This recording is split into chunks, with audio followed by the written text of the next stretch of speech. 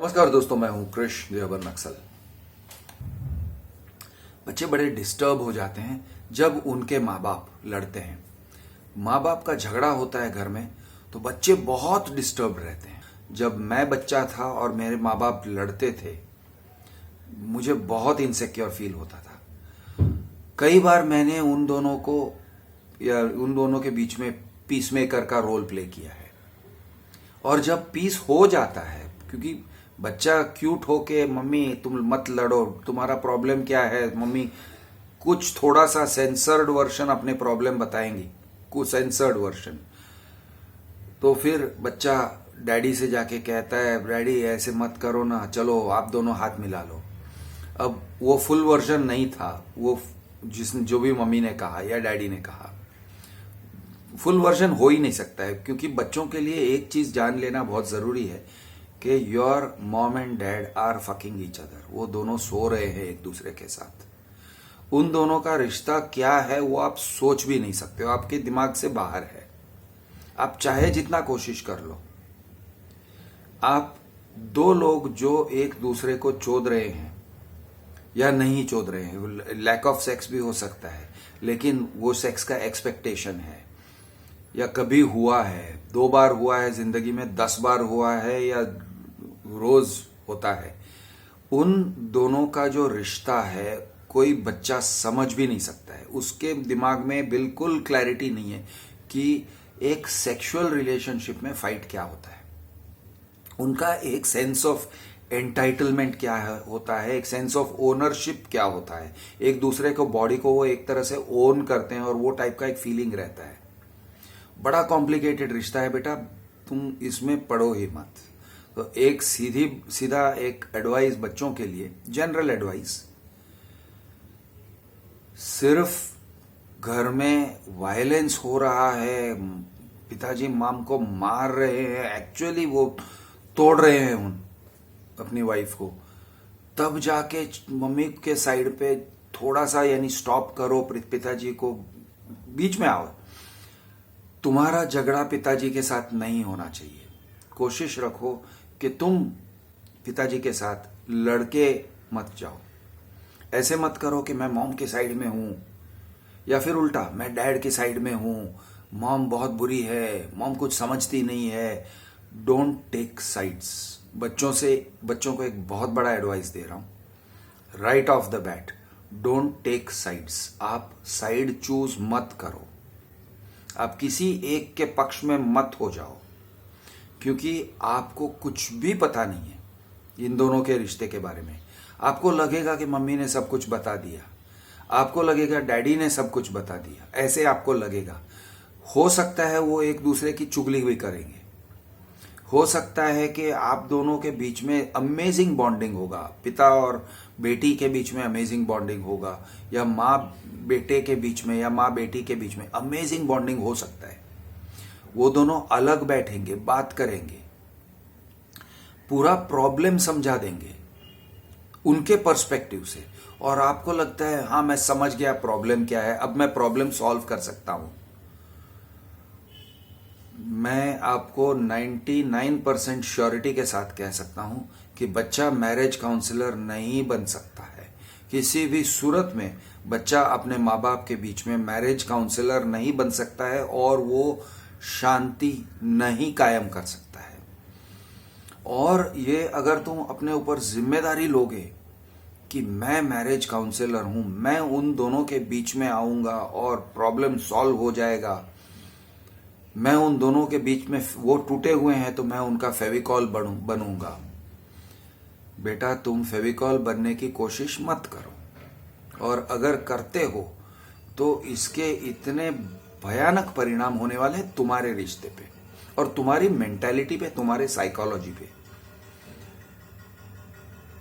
तुम कहोगे नहीं नहीं मैं शहीद होने को तैयार हूं, अगर मेरे माँ बाप नहीं लड़ना बंद कर देंगे तो मुझे अपनी कोई परवाह नहीं है। ऐसे नहीं है, ऐसे नहीं है। आपका हरेक का एक इंडिविजुअल रिलेशनशिप है। आपका अपने माँ के साथ डायरेक्ट और इंडिविजुअल रिलेशनशिप है। वो पिताजी के थ्रू नहीं है, और पिताजी का जो रिलेशनशिप है आपकी मम्मी के साथ आपके थ्रू नहीं है। किसी भी वो बच्चों के माँ कहते होंगे, बट आपके थ्रू नहीं है। वो डायरेक्ट रिलेशनशिप है उनका, और एक यूनिक रिलेशनशिप है, आप समझ भी नहीं सकते हो। एंड सेम वे आपकी मम्मी समझ भी नहीं सकती हैं कि आपका और पापा का क्या रिलेशनशिप है। वो चाहे जितनी कोशिश कर ले, वो चाहे जितना प्लेस करे कि हाँ मेरे पापा के साथ यही रिलेशनशिप था, इतना ही अच्छा रिलेशनशिप था, चाहे जितना सोच लेते हैं, नहीं वो इमेजिन भी नहीं कर पाते हैं कि आपका और आपके पापा का क्या बॉन्डिंग है या रिश्ता कैसा है एग्जैक्टली। कोई एक दूसरे के रिश्ते को ठीक से 100% समझ ही नहीं पाता है। भाई बहन के बीच में रिश्ता, आपके बच्चे लड़ते हैं, आपको लगेगा अरे मेरा भी भाई है, मैं भी उसके साथ लड़ती थी, मैं भी उसके साथ लड़ता था। मत करो, उन दोनों का रिश्ता यूनिक है। वो ही समझते हैं कि उन दोनों के रिश्ते के अंदर क्या क्या है, उनको क्या क्या याद आता है। बचपन में अगर बड़े भाई ने छोटे भाई को पीटा था या छोटी बहन को सताया था, हैरान किया था, आपको उसके बारे में कुछ भी पता नहीं है। उन्होंने चुगली भी किया होगा तो भी आपको पता नहीं है, पेरेंट्स को पता नहीं है, किसी और को पता नहीं है। आप उसमें न्याय नहीं दे सकते हो, और न्याय दिलाने के चक्कर में या न्याय देने के चक्कर में, न्याय करने के चक्कर में आप कुछ और लफड़ा कर बैठोगे, अपना रिलेशनशिप खराब करोगे। मत करो, उनके बीच में मत जाओ। तो एक बड़ी बात इसमें से ये निकल रही है कि आप अपने रिलेशनशिप को संभालो। हर एक फैमिली में सबसे उचित काम क्या कर सकते हो, आप क्या कर सकते हो। आप ये मत सोचो पापा को क्या करना चाहिए, मम्मी को क्या करना चाहिए, अरे भैया काश ऐसे करते तो, वो सब छोड़ दो।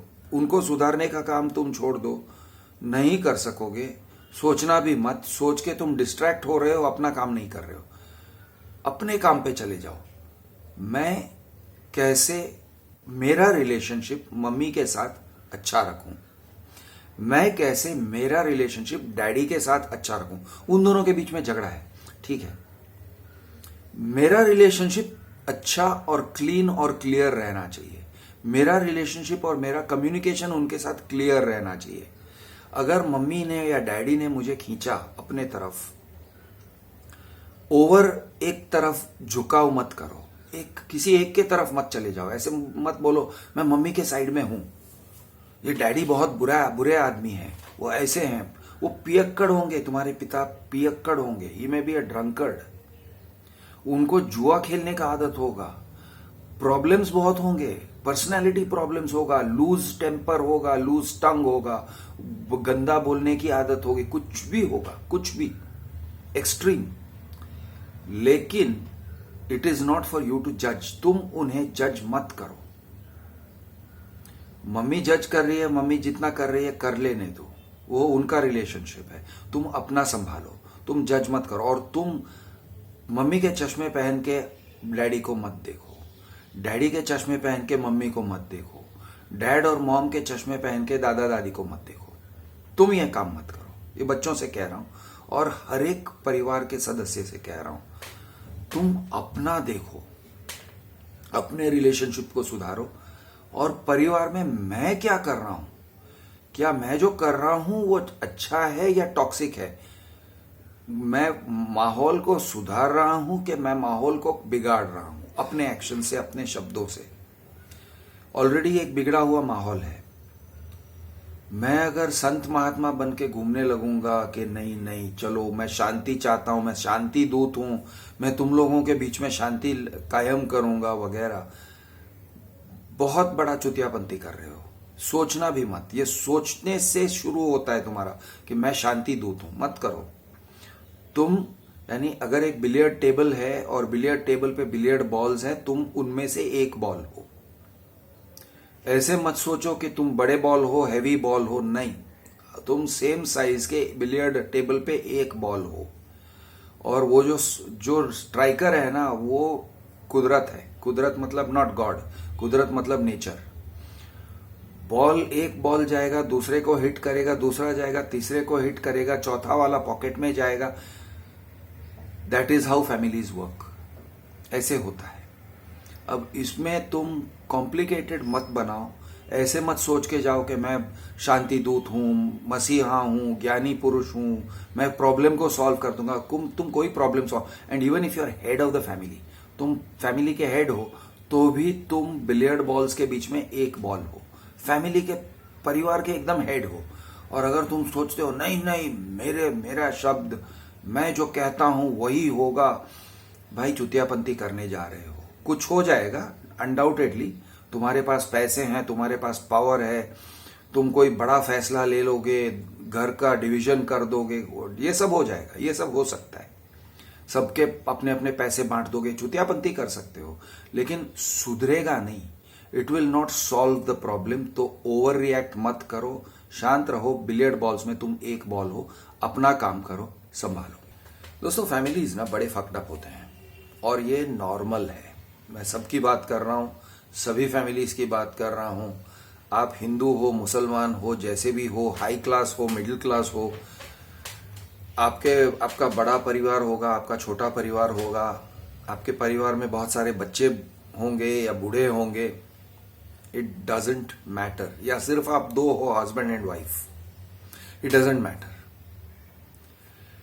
आपके परिवार वाले दूर दूर रहते होंगे, कोई अमेरिका में रहता होगा, कोई कनाडा में रहता होगा, कोई मुंबई दिल्ली में रहते होंगे, it doesn't matter. Families generally, जब तक वो फैमिलीज हैं, परिवार हैं, बड़े फक्ड अप रहते हैं। और इसका एक कारण है, इट्स क्वाइट सिंपल। आप अगर यानी एक चीज को समझना चाहोगे कि ऐसा क्यों है, तो आपको समझ में आ जाएगा। थोड़ा सा अगर सोचोगे तो, जब तक आप ब्लेमिंग मोड में रहोगे, आप कहोगे नहीं मेरे हस्बैंड बड़े बकवास आदमी हैं, मेरी वाइफ ना समझती नहीं है, किट करती रहती है, यानी ये टाइप से आप ब्लेम करोगे, मेरे बच्चे मेरी बात नहीं सुनते, मेरी बात मानते नहीं है, अपनी मनमानी करते हैं, जब तक आप इस तरह से ब्लेम गेम करते रहते हो, आपको कुछ भी हकीकत दिखाई नहीं देता है। आप इसी चीज में खो जाते हो। तो एक इंग्लिश में कहते हैं, you can't see the wood for the trees. आपको पेड़ दिखते हैं, इसके दो मतलब हो सकते हैं। एक ये है कि आपको पेड़ दिखते हैं, आपको लकड़ा नहीं दिखता है। अरे पेड़ के अंदर लकड़ा है, दिख नहीं रहा है। दूसरा, एक वुड से ये भी मतलब निकलता है कि फॉरेस्ट, पूरे जंगल को वुड कहते हैं। तो आपको पेड़ दिखता है लेकिन बिग पिक्चर जंगल नहीं दिखता है। दोनों तरफ से सही है, यानी आपको जो चीज पूरा दिखना चाहिए वो दिखता नहीं है, उसका माइक्रो लेवल आपको दिखता नहीं है, उसका बिग पिक्चर आपको दिखेगा नहीं। और ये हम सबके लिए है, नॉर्मल है, नेचुरल है। और एक बार अगर सोचोगे तो आपको पता चलेगा कि आप चाहे जितना कमाओगे, आप चाहे जितने फेमस हो जाओगे, दोनों फेमस हैं, तो भी ये आप इसमें से निकल नहीं सकते हो। आपका कोई मैं अमीर हो जाऊंगा ये प्रॉब्लम सॉल्व हो जाएगा, या मैं फेमस हो जाऊंगा तो ये प्रॉब्लम सॉल्व हो जाएगा, मैं सक्सेसफुल हो जाऊंगा तो ये प्रॉब्लम सॉल्व हो जाएगा। ये प्रॉब्लम सॉल्व होने वाला नहीं है। ये प्रॉब्लम आपके साथ में रहता है और ये नॉर्मल है। या फिर कोई एक टाइप का फैमिली स्ट्रक्चर होगा तो मैं प्रॉब्लम को सॉल्व कर दूंगा, सबको कंसल्ट करके चलो, सबको यानी साथ में मिला के चलो। नहीं, मतलब होता है, प्रॉब्लम को आप मिटिगेट कर सकते हो या मैनेज कर सकते हो, लेकिन प्रॉब्लम है। तो जैसे कि कोई मशीन है, अब मशीन में आप तेल डालोगे तो थोड़ा मशीन अच्छे से इजीली चलेगा, लेकिन मशीन है, ब्रेक डाउन होता है, मेंटेनेंस चाहिए, मूविंग पार्ट्स हैं, पार्ट्स चेंज करने पड़ते हैं, वेयर आउट होता है, कॉस्ट होता है, खर्चा होता है, वगैरह वगैरह, ऑयल चेंज, टायर चेंज, आप बोलो वो सारे problems. Plus from time to time कुछ नया आ जाएगा, नया आने से प्रॉब्लम सॉल्व, ये कॉम्प्लिकेटेड हो जाता है। कोई इंसान गुजर जाता है, मर जाता है तो पूरा फैमिली का डायनामिक चेंज हो जाता है। तो जैसे भी है, it is a moving dynamic problem. एक स्टेट ऑफ परफेक्शन कभी नहीं पहुंच सकते हो। जॉइंट फैमिलीज और इंडिविजुअल फैमिलीज या यूनिटरी फैमिलीज जिसे कहते हैं, हस्बैंड एंड वाइफ सेपरेट रह रहे हैं अपने बच्चों को लेके। जब तक आप जॉइंट फैमिली में रहते हो, सभी को लगता है, औरतों को मर्दों को भी लगता है कि हम लोग ना अलग हो जाएंगे, सेपरेटली रहने लगेंगे, अपना इंडिपेंडेंट हाउस में हम लोग अपने मन से फैसले लेंगे। आपको स्वर्ग जैसे लगता है, आपको लगेगा यही स्वर्ग है कि मेरा अपना एक छोटा सा घर हो, आशियाना हो। रहने लगो सेपरेटली। सेपरेट रहने के जो प्रॉब्लम्स है वो धीरे धीरे आपके ऊपर आने लगते हैं। पहले आपको स्वर्ग जैसे लगेगा, पहला 1 महीना आपको लगेगा यही क्या जिंदगी है, बहुत मजा आ रहा है। बाद में धीरे धीरे कुछ ना कुछ प्रॉब्लम्स खड़े होने लगते हैं, आपके आपस के प्रॉब्लम्स खड़े होने लगते हैं। धीरे धीरे आपको पता चलता है कि ये एक हनीमून फेज था और हनीमून फेज खत्म होते ही प्रॉब्लम फेज शुरू हो जाएगा। और ये नॉर्मल है, ये नेचुरल है। अगर ये नेचुरल नहीं होता, ये नॉर्मल अगर नहीं होता ना, तो अमेजिंग लोग जैसे कि ऋतिक रोशन है और सुजैन है, उसकी वाइफ के साथ जो उसका उन दोनों का ब्रेकअप हुआ, किसी तरह से वो लोग मैनेज कर रहे हैं, लेकिन डिवोर्स होके सेपरेटेड कपल होके मैनेज कर रहे हैं। ये सब नहीं होता। वो लोग अमेजिंग लोग हैं, उनके लुक्स में अमेजिंग है, उनके पास पैसे हैं, उनके पास चाहे उतने यानी मैनेजर्स हैं, वो उनके पास क्या नहीं है। फिजिकली अमेजिंग है, श्योरली सेक्सी भी होंगे, उसके बावजूद भाई साथ में रह नहीं सकते हो, ऐसा क्यों है? तो ये टाइप का हर एक, आप हॉलीवुड में बड़े बड़े ब्रेकअप्स देखते हो। टॉम क्रूज ने कितनी बार शादी की है, उसने जिनसे शादी की है वो भी अमेजिंग स्टार्स थे, तो ब्रेकअप क्यों हुआ? भाई ऐसा है। यहाँ पे इंडिया में हम जॉइंट फैमिलीज में रहते हैं, कई बार ऐसे कहा जाता है जॉइंट फैमिलीज परफेक्ट हैं। जॉइंट फैमिलीज के बहुत सारे प्लस पॉइंट्स हैं, और अगर ओवर क्राउडिंग होता है किसी घर में, तो वो ओवर क्राउडिंग की वजह से माइनस पॉइंट्स भी बहुत सारे आ जाते हैं। बहुत सारे लोग एक साथ एक 1 BHK में दबे साथ में रह रहे हैं, तो एक दूसरे को नड़ते हैं, एक दूसरे को प्राइवेसी नहीं देते, एक दूसरे के वो कहते हैं ना, पोक your nose in the business. कोई काम कर रहा है तो क्यों, कहाँ जा रहा है वगैरह, तो वो एक दूसरे को लगने लगते हैं, चुभने लगते हैं। स्पेशियस घर है, 5 BHK है, सेम फैमिली जो 1 BHK में रहता था, अज्यूम करके चलते हैं कि 5 BHK में रहने लगे, सब लोगों के लिए स्पेस हो गया, आपको लगेगा प्रॉब्लम सॉल्व।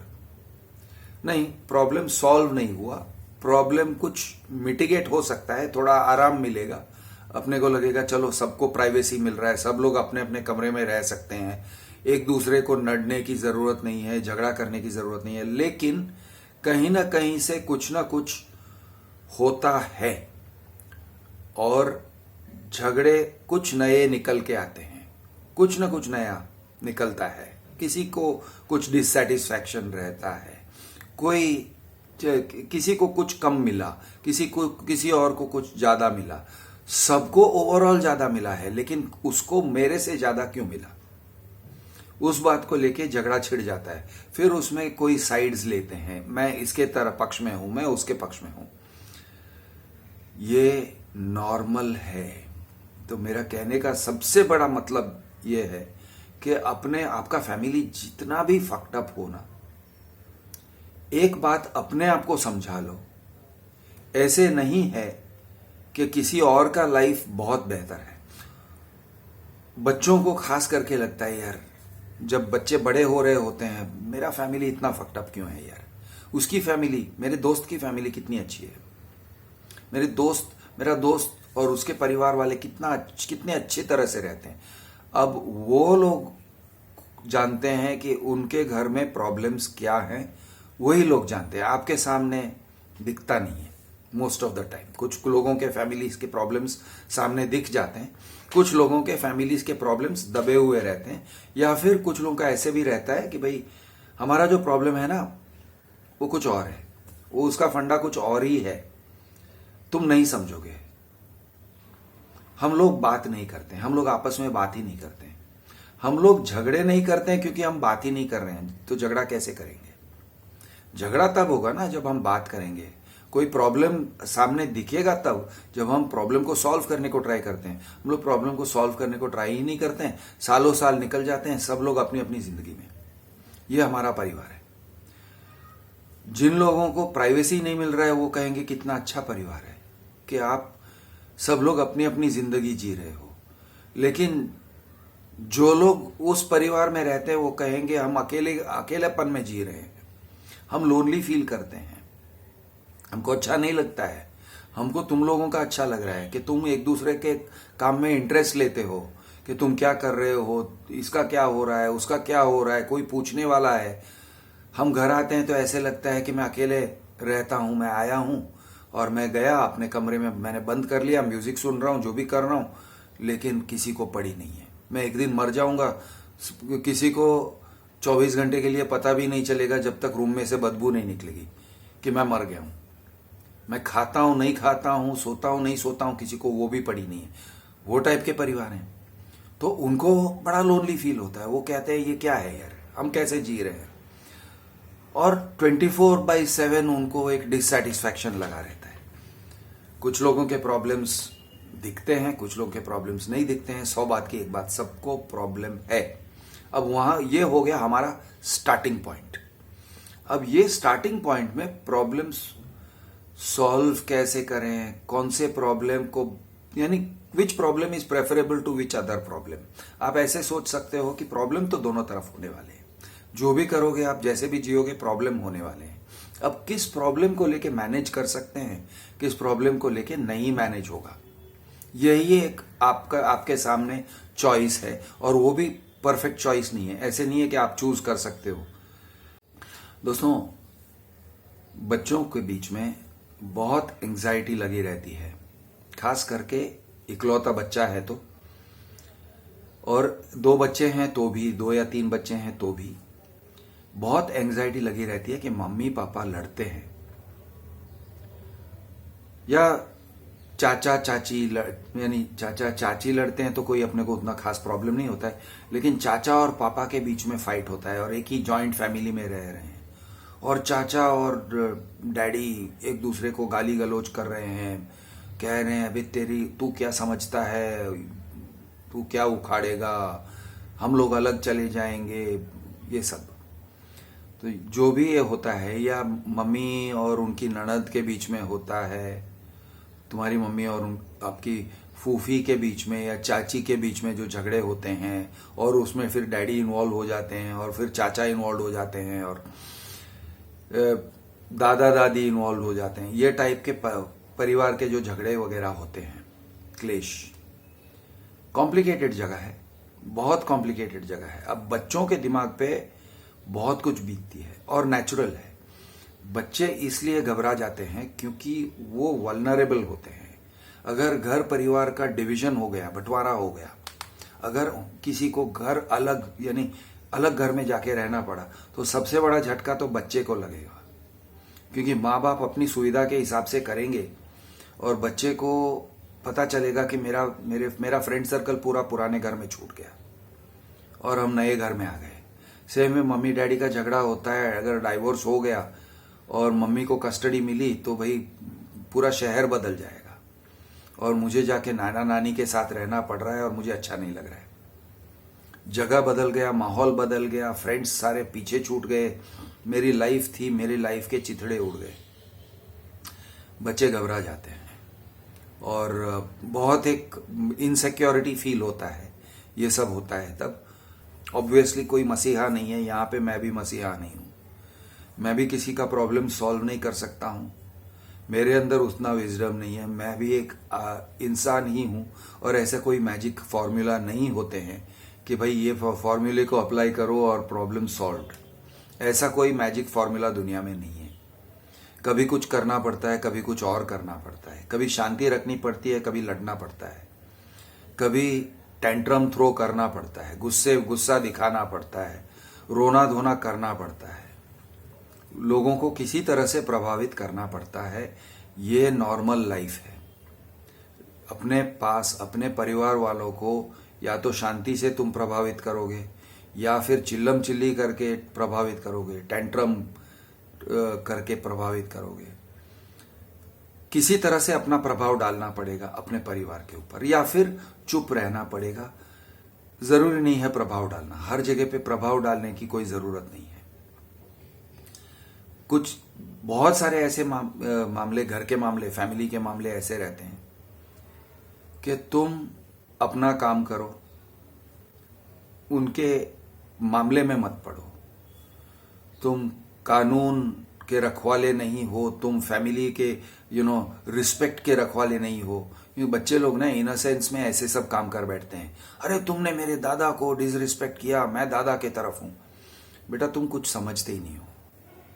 तुमने मेरे दादा को ऐसे कैसे जोर से चिल्ला के बोले, आप मेरे दादा दादी को तुम अब्यूज कर रहे हो। हाँ, ऐसी चीज है, एल्डर अब्यूज नाम की चीज है, बात सही है। लेकिन बच्चों के पास जो पिक्चर होता है वो बहुत ही एक पार्शियल पिक्चर होता है, वो फुल पिक्चर होता नहीं है। जो रिलेशनशिप है, रिलेशनशिप कितना कॉम्प्लिकेटेड है, मम्मी पापा और दादा दादी के बीच में क्या रिश्ता है, कितना कॉम्प्लिकेटेड है, या चाचा चाची, फूफी फूफा, ये लोग जो हैं, ये मामा, बड़े कॉम्प्लिकेटेड रिश्ते होते हैं। बच्चों को समझ में नहीं आता है, वो कोशिश करते हैं। बच्चों को तो समझ में ही नहीं आता है, पूरी तरह से समझ में नहीं आता है। उनको लगता है कि उनको वो पूरा समझ चुके हैं, कुछ भी नहीं समझा है।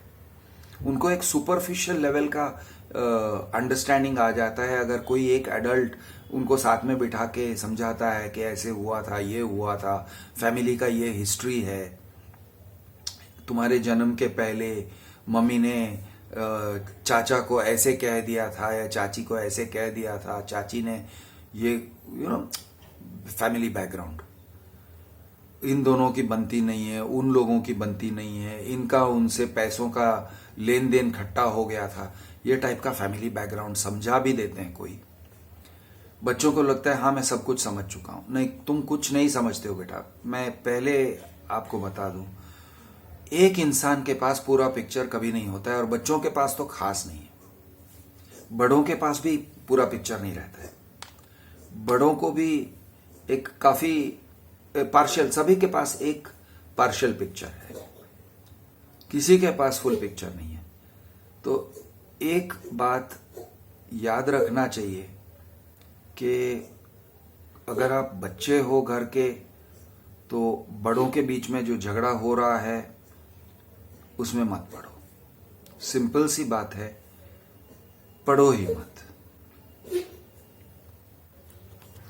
और अगर पढ़ते हो तो इस अभिमान के साथ या एक मिस्टेकन आइडिया के साथ मत पढ़ो कि मैं ना एक फाइनल सॉल्यूशन लेके आ जाऊंगा, उसके बाद मम्मी पापा का झगड़ा ही नहीं होगा।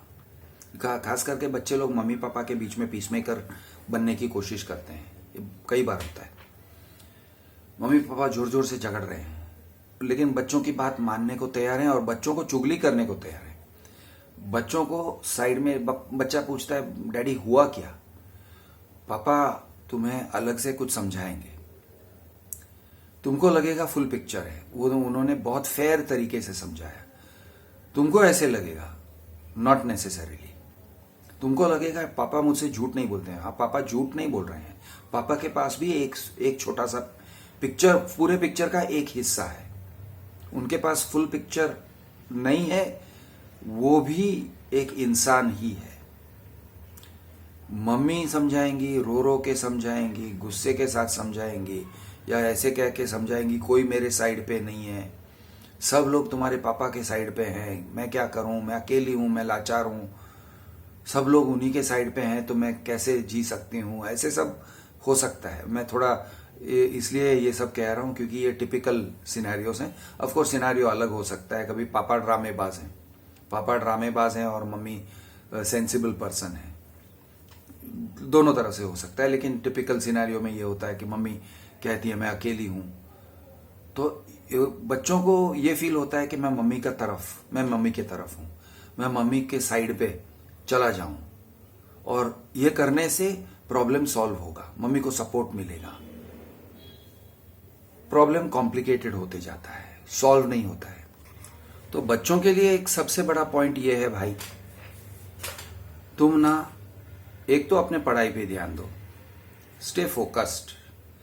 मेंटली डिस्टर्ब हो रहे हो, लेकिन अपने आप को समझाओ कि दिस टू शैल पास, ये भी गुजर जाएगा, रात ये भी गुजर जाएगा, ठीक है। झगड़ा होता है, पीस हो जाएगा। कभी आपको लगेगा अरे झगड़े में पापा मम्मी का खून कर देंगे, फिजिकल वायलेंस हो रहा है, बीच में पढ़ो, बहुत ज्यादा इमोशनली मत पढ़ो, ज्यादा चिल्लम चिल्ली मत करो। कुछ वो वैसे ही आग लगी हुई है, तुम चिल्लाओगे, आग में पेट्रोल जाता है। तुम गुस्सा दिखाते हो, तुम एक्सट्रीम रिएक्शन दिखाते हो, कभी कभी वो जरूरी होता है, आई अंडरस्टैंड, क्योंकि झगड़े को रोकने के लिए आपको अब बीच में जाना पड़ता है, और बीच में जाते हो तो जोश में चिल्ला देते हो, कुछ कह देते हो। लेकिन कोशिश रखो कि जो आग भड़की हुई है उसमें और पेट्रोल मत छिड़क देना। तुम अपने और पापा के बीच में और एक झगड़ा मत खड़ा कर देना, या मम्मी के बीच में, अपने और मम्मी के बीच में, क्योंकि ये अपने को ऐसे लगता है कि हम सिर्फ झगड़ा रोक रहे हैं या वायलेंस रोक रहे हैं। वायलेंस रोकना अच्छा है, जरूरी है, सही है, सबको शांत करने का ट्राई करो। और एक मैं छोटा सा एक उपाय दे रहा हूं, नुस्खा दे रहा हूं। आप घर में हमेशा कुछ ना कुछ चॉकलेट बांटने का, चाय बना के लोगों को पिलाने का, छाछ बना के लोगों को पिलाने का, पानी पिलाने का, ये टाइप का एक काम पहले से बना के रखो अपना, एज अ पीस मेकर। क्योंकि झगड़े में बहुत लोगों का दिमाग इसलिए घूम जाता है सुबह या दोपहर के समय खास करके, कि किसी ने कुछ खाया नहीं होता है या कम खाया होता है, तो वो हंग्री हो जाते हैं, भूखे हो जाते हैं, वो रियलाइज नहीं करते हैं मैं भूखा हूं, तो कोई ना कोई इश्यू खड़ा कर देते हैं। एक्चुअली वो हंग्री है, वो हैंग्री है। हैंग्री मतलब भूख की वजह से गुस्सा आ रहा है, भूखे हैं इसलिए गुस्से में आए, और गुस्सा भी एकदम 99 डिग्रीज का गुस्सा, कुछ कर बैठूंगा वाला गुस्सा। वो टाइप के गुस्से को पहले शांत करने के लिए यार सबको पानी पिलाओ, सबको चाय पिलाओ, मनाओ, बोलो साइड में बैठो, मम्मी आप साइड में बैठिए मैं चाय बना रही हूं, पापा आप साइड में बैठिए मैं चाय बना के लाती हूं, मैं छाछ बना के लाती हूं, मैं दूध पिला रही हूं, ओके, हल्दी दूध पिलाऊंगी या पिलाऊंगा। ये टाइप का कंस्ट्रक्टिव रोल प्ले करो, कंस्ट्रक्टिव होके शांत करो, और सबको एक बात याद दिलाओ कि ये सब पहले हो चुका है। झगड़े होते रहते हैं, चाहे जितना गंदा वाला झगड़ा लग रहा हो।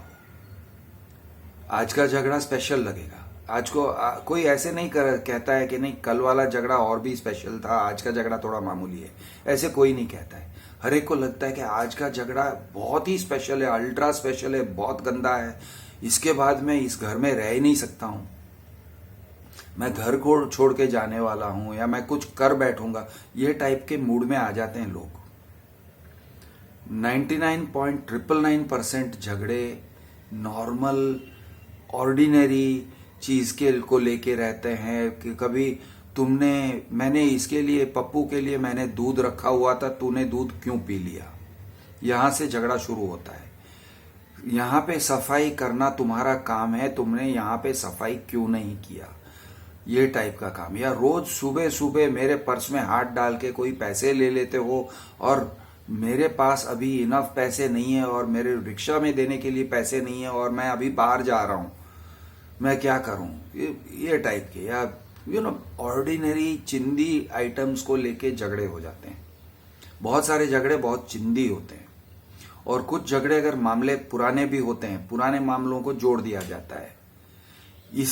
मुझे मेरे पर्स में आज सुबह 100 रुपये नहीं मिल रहे, इसलिए प्रॉपर्टी, करोड़ों की प्रॉपर्टी का पार्टीशन करो, सबका प्रॉपर्टी का बंटवारा कर दो भाई, मुझे इस घर में रहना नहीं है। अब शुरुआत किस बात से हुआ था, मुझे फ्रिज में एक गिलास दूध नहीं मिला, या दूध मिला और गिरा दिया। अब गिरा दिया, वो किसकी गलती थी? मेरी गलती नहीं थी, किसी और की गलती थी। या मेरी गलती थी लेकिन तुमने इतना जोर से मुझे क्यों बोला, ऐसे क्यों बोला? तुम्हारा काम है साफ करना, अब तुम साफ करो, मैंने दूध गिराया। फालतू की चीजों से झगड़ा शुरू हो जाता है। लेकिन एक बार झगड़ा शुरू हो जाता है, उसमें सब कुछ आ जाएगा। दादा दादी किसके साइड लेते हैं, प्रॉपर्टी पार्टीशन क्यों नहीं किया, या किसी को ज्यादा क्यों दे दिया, मुझे कम क्यों दिया। हस्बैंड एंड वाइफ के बीच में झगड़े होते हैं तो उसमें सेक्सुअल डिसैटिस्फैक्शंस भी रहते हैं। खास करके मर्दों में डिसैटिस्फैक्शन रहता है कि ये औरत यार कुछ करती नहीं है, बस मैं बहुत डिसैटिस्फाइड हूं, मुझे गुस्सा है, मेरे मन में गुस्सा है, मैं समाज में बोल नहीं सकता हूं, मैं बोलूंगा तो बहुत बवाल मचेगा, मैं नहीं बोलूंगा। लेकिन एट द सेम टाइम किसी और चीज से वो गुस्सा निकालते हैं। ये एक टिपिकल सिनेरियो है। औरतों में भी ये टाइप के गुस्से हो सकते हैं कि ये मर्द है कि क्या है, मर्द है कि छछुंदर है, कुछ करता नहीं है यार, कुछ करने की एबिलिटी नहीं है, या डिसैटिस्फैक्शंस, इनकम को लेके डिसैटिस्फैक्शंस होते हैं, वो सब जुड़ जाते हैं। एक दूसरों को कंपटीशन, कुछ लोगों के हस्बैंड एंड वाइफ के बीच में कंपटीशन लगा रहता है कि घर में सुपीरियर कौन है, पॉलिटिकल, कि बच्चे तुम्हारी बात मानते हैं कि मेरी बात मानते हैं, बच्चे तुमको सच्चा मानते हैं कि मुझे सच्चा मानते हैं। ये हस्बैंड एंड वाइफ के बीच में कंपटीशन लगा रहता है और ये बहुत नॉर्मल फिनोमिनन है, बहुत नॉर्मल सिनेरियो है। या मुझे अच्छा इंसान मानते हैं कि दादी को अच्छा इंसान मानते हैं, दादी अच्छी लगती है या मैं अच्छी लगती हूं, ये मम्मी का इनसिक्योरिटी। ओके, दादी ने 50 यानी 20 साल पहले, 15 साल पहले ऐसे कहा था, ऐसे किया था, इसलिए मैं उनका ध्यान नहीं रख सकती हूं।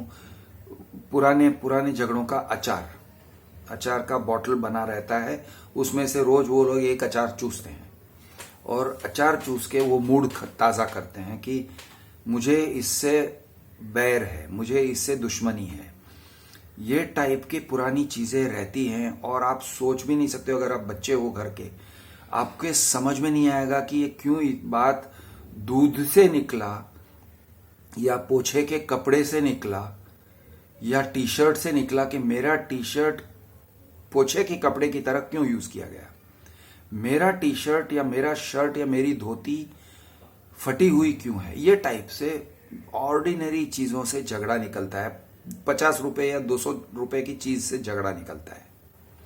झगड़ा निकल के फैमिली के पार्टीशन तक चला जाएगा और हम लोग अलग रहेंगे, मैं कहाँ कैसे यहाँ पे रह सकती हूँ, मैं मायके चली जाऊंगी, तुमने 10 साल पहले क्या बोला था, तुमने उसके तरफ से क्या, इट गोज एवरीवेयर। वो फकिंग क्रेजी हो जाता है। बच्चों को एक छोटी सी सलाह है, बेटा तुम नहीं समझ सकते हो, बहुत ज्यादा मन पे मत लो, बहुत ज्यादा डिस्टर्ब मत हो जाओ, ये सब नॉर्मल है, ये सब नेचुरल है, और बेटा ये हर एक के घर में होता है। मैं बच्चों से खास करके बोल रहा हूं क्योंकि बच्चे बहुत डिस्टर्ब हो जाते हैं, वो कॉन्टेक्चुअलाइज नहीं कर सकते हैं। वैसे बड़े भी बहुत डिस्टर्ब रहते हैं, वो नहीं कॉन्टेक्चुअलाइज नहीं कर सकते हैं। तो ओवरऑल मैं एक बात समझाना चाहता हूं कि सबके फैमिलीज ऐसे ही फक्ड अप रहते हैं, सबके फैमिलीज। आपको लगेगा आपका ही फैमिली स्पेशल फक्ड अप है, नहीं, ऐसे नहीं है। सबके फैमिलीज कहीं कुछ, किसी और का कुछ, किसी का कुछ, किसी और का कुछ, लेकिन फक्ड अप सभी हैं, हम सब हैं। ये नॉर्मल है, ये नेचुरल है, ये ह्यूमन कंडीशन है। तो आपको इस बात से अपने आप को क्या कहते हैं, मान लेना पड़ता है। जैसे शरीर है ना, अब शरीर में किसी को जोड़ों का दर्द है तो किसी को डायबिटीज है, और किसी के बाल झड़ जाते हैं, और किसी की नजर कमजोर हो जाती है, और किसी का कि उसको सेनेलिटी हो जाता है, और किसी को हार्ट अटैक हो जाता है, और किसी को पैरालिसिस हो जाता है, किसी को कैंसर होता है। हर एक का अपना एक अलग है। हर एक, किसी को क्रॉनिक पेन है, कमर का दर्द छोड़ता ही नहीं है, पीठ का दर्द छोड़ता ही नहीं है। तो हर एक की कुछ ना कुछ है, आप जानते हो। शरीर है, शरीर नश्वर है, ये सब आप कहते हो, धर्म में लिखा हुआ है, आप मना लेते हो अपने आप को कि हाँ ठीक है यार, ऐसे सब है, किसी को कम, किसी को ज्यादा, लेकिन सबको कुछ ना कुछ है। Same way families, same way परिवार, सब लोग कॉम्प्लिकेटेड तरीके से एक दूसरे से बंधे हुए हैं।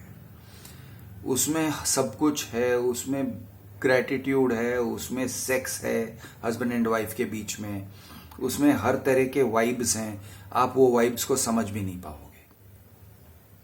आपके चाचा और पापा के बीच में अगर झगड़ा है, बहुत लंबा झगड़ा है, बहुत पहले से चला हुआ, अरे वो लोग 5 साल के थे, 10 साल के थे, तब से झगड़ा चल रहा है, और जब आज झगड़ा होता है वो 40-50 साल के हो गए हैं, आपको लगेगा उन लोगों का झगड़ा है किस बात का, इतना पापा चाचा के ऊपर इतना क्यों नाराज हो जाते हैं।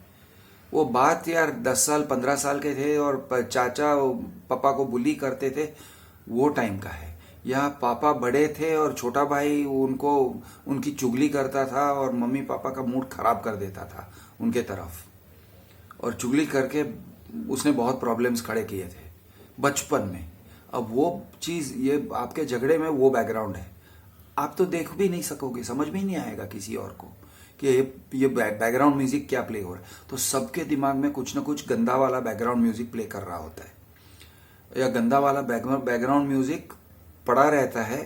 एक रिकॉर्डर है, एक पेन ड्राइव है, पेन ड्राइव में बैकग्राउंड म्यूजिक है। जैसे ही उनको गुस्सा आता है या सैडनेस होता है, असंतोष होता है, वो बैकग्राउंड म्यूजिक चालू हो जाता है और बैकग्राउंड स्कोर प्ले करना शुरू होता है, टन टन टन टन टन टन टन टन। अब आपको सुनाई नहीं दे रहा है, उनको सुनाई दे रहा है, ये प्रॉब्लम है।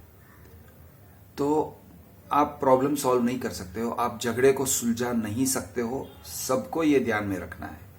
आप अपना काम करो, अपने रिश्ते संभाल के रखो, आपस के रिश्ते संभालो। आप अगर बच्चे हो, मम्मी के साथ आपका रिश्ता संभालो, पापा के साथ आपका रिश्ता संभालो, दादा दादी के साथ आप अपना रिश्ता बनाओ, अपना रिश्ता कायम रखो। आपका रिश्ता मम्मी डैडी के थ्रू नहीं है, दादा दादी के साथ आपका डायरेक्ट है। बच्चों का रिश्ता मम्मी के थ्रू नहीं है, पापा के साथ डायरेक्ट है, 1 to 1 है। आप 1 to 1 रिश्ते मजबूत करो, सभी रिश्ते 1 to 1 मजबूत करो, आप डायरेक्टली अपना रिश्ता मजबूत करो, और फिर अगर सबको संभाल सकते हो संभालो। चाय पिलाओ, दूध पिलाओ, पानी पिलाओ, शांत करो, बीच में चिल्लम चिल्ली खुद का मत डाल दो, खुद के प्रॉब्लम्स को ये सबके बीच में मत घुसाओ। आप अपना काम करो, सॉल्व करो प्रॉब्लम, चिल्लम चिल्ली मत करो। और अगर तुमको कोई कुछ कह भी देता है ये प्रोसेस में, तुम शांत करने निकले हो, ट्रिगर मत हो जाना कुछ और अपने तरफ से मत कह देना, ताने मत मारो, चिल्लाओ मत, और चुगली मत करो। कुछ उसका रहस्य तुम्हारे पास है, उसने बताया था, जोश में आके उस चीज को उगल मत देना, सबके सामने खोल मत देना, नहीं तो एक नया झगड़ा। यानी झगड़े में पेट्रोल मत डालो, आग में पेट्रोल मत डालो। ये काम, ये एक कॉमन सेंस चीज है, बहुत कॉमन सेंस चीज है, लेकिन लोगों को ऐसे लगता है, और खास करके बच्चों को ऐसे लगने लगता है कि मैं ये परिवार को हमेशा के लिए शांत कर सकती हूँ या कर सकता हूँ, या मम्मी डैडी लड़ते हैं, ये हमेशा के लिए शांत मैं कर सकती हूँ, मैं उनका प्रॉब्लम सॉल्व कर सकता हूँ, या मैं उनके प्रॉब्लम को रोक सकता हूँ, या किसी फाइनल सॉल्यूशन पे ला सकता हूँ कि चलो तुम लोग अलग हो जाओ, तुम लोगों का डाइवोर्स हो जाए, यही सब अच्छा, सबकी भलाई इसी में है कि तुम लोगों का डाइवोर्स हो जाए। तुमको कुछ पता नहीं है, और जन्म से लेके मरने तक जिंदगी प्रॉब्लम्स हैं, जिंदगी में प्रॉब्लम रहने वाले हैं। इस बात से आपको you have to make peace. जब आप ये बात कबूल कर लोगे, एक्सेप्ट कर लोगे कि है यार अब ये होने वाला है, वहां से तुम्हारा जर्नी सही में पीसफुल हो जाएगा। हाँ छोड़ यार, शिट हैपन्स यार, ठीक है यार, आज मूड बहुत खराब हो गया, मैंने भी बहुत कुछ उल्टा सीधा कह दिया, मुझे नहीं कहना चाहिए था, चलो ठीक है, मैं जाके थोड़ा प्यार मोहब्बत से बात करती हूँ, जितना बनेगा मैं प्रॉब्लम सॉल्व करने को, मतलब मैं अपना ये रिलेशनशिप को ठीक करने को ट्राई करूंगी या करूंगा। ये एटीट्यूड रखते हो तो प्रॉब्लम सॉल्व अपने आप थोड़ा कम होने लगते हैं। सॉल्व परमानेंट सॉल्यूशन नहीं है, लेकिन थोड़ा कम होने लगेगा। जोश नहीं काम करता है। और अगर आप पेरेंट हो, अगर आप दादा दादी हो, अगर आप माता पिता हो, यार चिल्लम चिल्ली मत करो, ये सेम आपका एक पुराना गाना होता है, रोना होता है, हाय हाय मेरे साथ ऐसे होता है, सब कोई मुझसे प्यार नहीं करता, सब लोग मुझसे पैसे चाहते हैं, पैसे मुझे लूटना चाहते हैं, ये टाइप के कुछ गाने होते हैं गंदे वाले, वो गुजराती में लवारो कहते हैं। ये रोना धोना, रंडी रोना मत करो यार, ये माहौल को सुधारता नहीं है, खराब करता है। आप अपना संभालो, सब लोग अपना अपना संभालो। मैं हूं आपका दोस्त कृष द अर्बन नक्सल। जय महाराष्ट्र, जय हिंद।